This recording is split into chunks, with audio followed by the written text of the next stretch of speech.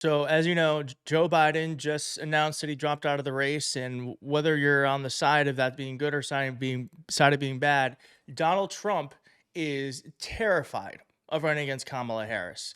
He put this post on Truth Social where it sounds like he might not even debate her. He said, "My debate with Crooked Joe, the worst president in the history of the United States, was slated to be broadcast on fake news ABC, the home of George Slopadopoulous, sometime in September.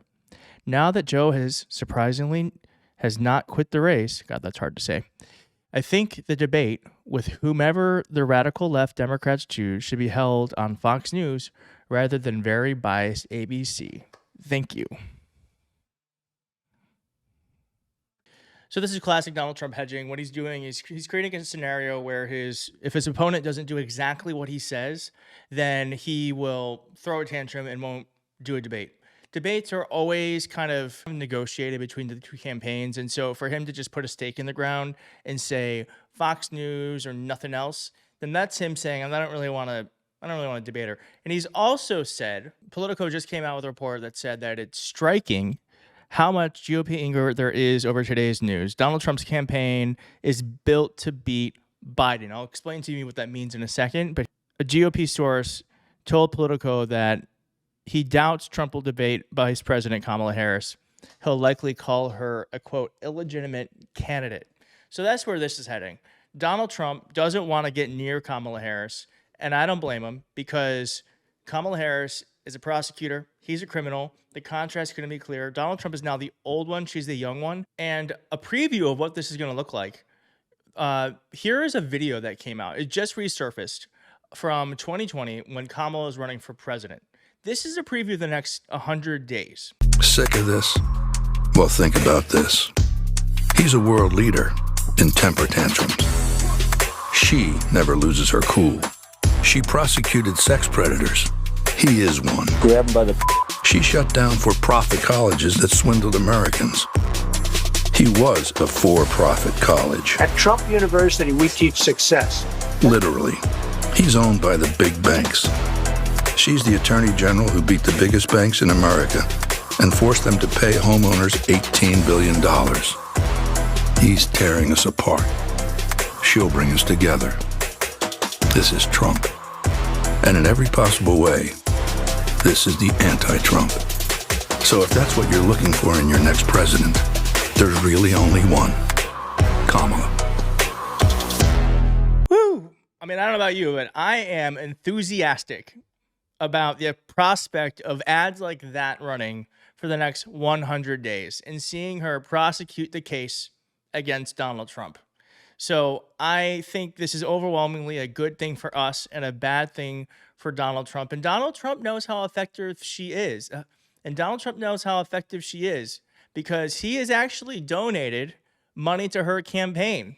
Michael Steele wrote, "So when Trump wrote that check to reelect Kamala Harris in 2011, I bet he didn't think she'd cash it in 2024. That's very great." And Donald Trump will not be able to take the investments he put into his own campaign the past year and a half because this totally changes the calculus of what their messaging is going to be.